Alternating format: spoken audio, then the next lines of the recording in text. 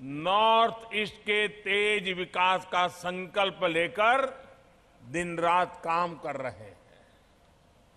North east के लिए, नागालैंड के लिए कांग्रेस उसके पार्टनर्स की पॉलिसी रही है, वोट पाओ और भूल जाओ।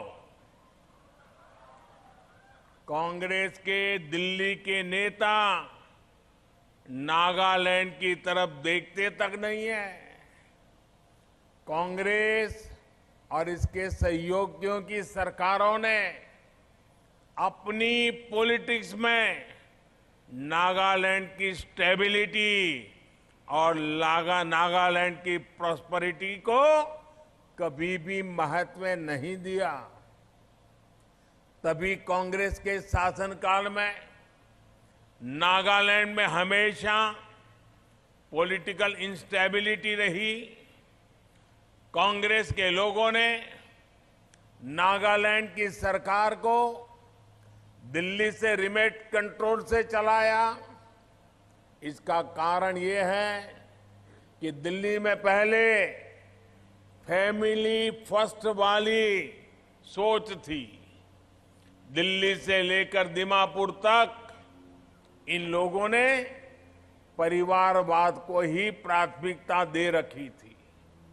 इसलिए नागालैंड सहित पूरा नॉर्थ ईस्ट आज कांग्रेस को उसके किए कामों को, पापों की सजा दे रहा है।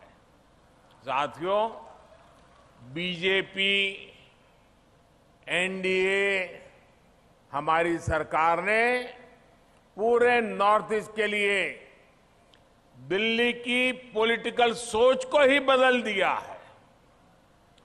कांग्रेस के समय में नॉर्थ ईस्ट को सिर्फ कांग्रेस के नेताओं को जेब भरने के लिए हमेशा नॉर्थ ईस्ट को एटीएम ही माना, एटीएम की तरह यूज किया। आप जानते हैं, जब पैसों की जरूरत है लोग एटीएम से पैसे निकालते हैं। ये दिल्ली में बैठे हुए कांग्रेस के नेता नॉर्थ ईस्ट के हक का जो पैसा था ना, वो एटीएम की तरह निकाल करके दिल्ली ले जाते थे। सरकार का पैसा यहां जनता के पास नहीं, बल्कि करप्ट पार्टियों की तिजोरी में पहुंचता था। साथियों, आपको याद होगा, कांग्रेस के एक पूर्व प्रधानमंत्री कहते थे कि वो दिल्ली से 1 रुपया भेजते हैं और जनता तक 15 पैसा ही पहुंचता है। लेकिन नॉर्थ ईस्ट तक तो पहले ये 15 पैसा भी नहीं पहुंचता था। 10 साल पहले कोई सपने में नहीं सोच सकता था कि नॉर्थ ईस्ट में कभी हालात भी बदल सकते हैं।